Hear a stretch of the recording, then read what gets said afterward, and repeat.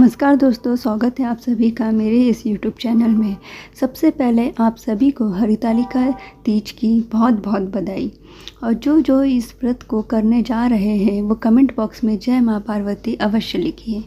तो चलिए हरितालिका तीज व्रत की कथा चालू करते हैं।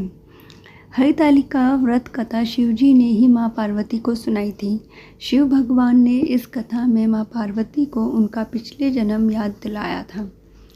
हे गौरा, पिछले जन्म में तुमने मुझे पाने के लिए बहुत छोटी उम्र में कठोर तप और घोर तपस्या की थी। तुमने ना तो कुछ खाया ना ही पिया, बस हवा और सूखे पत्ते चबाए। जला देने वाली गर्मी हो या कपा देने वाली ठंड, तुम नहीं डटी रही। बारिश में भी तुमने जल नहीं पिया। तुम्हें इस हालत में देखकर तुम्हारे पिता दुखी थे। उनको दुखी देखकर नारद मुनि आए और कहा कि मैं भगवान विष्णु के भेजने पर यहाँ आया हूँ। वह आपकी कन्या की से विवाह करना चाहते हैं। इस बारे में मैं आपकी राय जानना चाहता हूँ। नारद जी की बात सुनकर आपके पिता बोले, अगर भगवान विष्णु यहाँ यह चाहते हैं तो उन्हें कोई आपत्ति नहीं। परंतु जब तुम्हें इस विवाह के बारे में पता चला तो तुम दुखी हो गई। तुम्हारी एक सहेली ने तुम्हारे दुख का कारण पूछा तो तुमने कहा कि मैंने सच्चे मन से भगवान शिव का वर्णन किया है, किंतु मेरे पिता ने मेरा विवाह विष्णु जी के साथ तय कर दिया। मैं विचलित धर्म संकट में हूँ। अब मेरे पास प्राण त्याग देने के अलावा कोई और उपाय नहीं बचा। तुम्हारी सखी बहुत ही समझदार थी। उसने कहा, प्राण छोड़ने का यह कारण ही क्या है? संकट के समय धैर्य से काम लेना चाहिए। भारतीय नारी के जीवन की सार्थकता इसी में है कि जिसे मन से पति रूप में एक बार वरण कर लिया, जीवन पर्यंत उसी से निर्वाह करे। मैं तुम्हें घंघोर वन में ले चलती हूँ, जो साधना स्थल भी है और जहाँ तुम्हारे पिता तुम्हें खोज भी नहीं पाएंगे।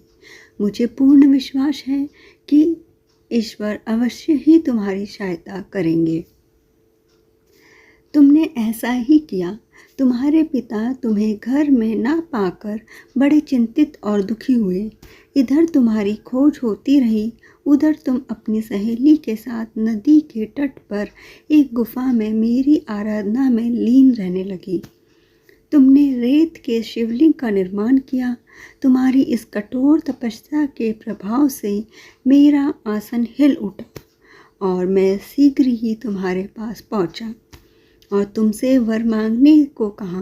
तब अपनी तपस्या के फलीभूत मुझे अपने समक्ष पाकर तुमने कहा, मैं आपको सच्चे मन से पति के रूप में वरण कर चुकी हूँ। यदि आप सचमुच मेरी तपस्या से प्रसन्न होकर यहाँ पधारे हैं तो मुझे अपनी अर्धाग्नि के रूप में स्वीकार कर लीजिए। तब तथास्तु कहकर मैं कैलाश पर्वत पर लौट गया। उसी समय गिरिराज अपने बंधु बाधाओं के साथ तुम्हें खोजते हुए वहाँ पहुँचे। तुमने सारा वृत्तांत बताया और कहा कि मैं घर तभी जाऊंगी अगर आप महादेव से मेरा विवाह करेंगे। तुम्हारे पिता मान गए और उन्होंने हमारा विवाह करवाया। इस व्रत का महत्व यह है कि इस व्रत को पूर्ण निष्ठा से करने वाली प्रत्येक स्त्री को मनवांछित फल मिलता है। इसे पूरे प्रकरण में तुम्हारी सखी ने तुम्हारा हरण किया था, इसलिए इस व्रत का नाम हरतालिका व्रत हो गया। इस व्रत से जुड़ी एक मान्यता यह है कि इस व्रत को करने वाली स्त्रियां पार्वती जी के समान ही सुखपूर्वक पतिरमन करके शिवलोक को जाती हैं। सौभाग्यवती स्त्रियां अपने सुहाग को अखंड बनाए रखने और अविवाहित युवतियां मन मुताबिक वर पाने के लिए हरितालिका तीज का व्रत करती हैं। इस दिन व्रत करने वाली स्त्रियां सूर्योदय से पूर्व ही उठ जाती हैं और नहाकर पूरा श्रृंगार करती हैं। पूजन के लिए केले के पत्तों से मंडप बनाकर गौरी शंकर की प्रतिमा स्थापित की जाती है। इसके साथ पार्वती जी को सुहाग का सारा सामान चढ़ाया जाता है। रात में भजन कीर्तन करते हुए जागरण कर 3 बार आरती की जाती है और शिव पार्वती विवाह की कथा सुनाई जाती है।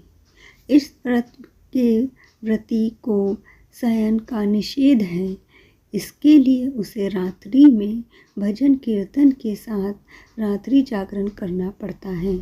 प्रातः काल स्नान करने के पश्चात श्रद्धा एवं भक्ति पूर्वक किसी सुपात्र सुहागिनी महिला को श्रृंगार सामग्री, वस्त्र, खाद्य सामग्री, फल, मिष्ठान एवं यथाशक्ति आभूषण का दान करना चाहिए।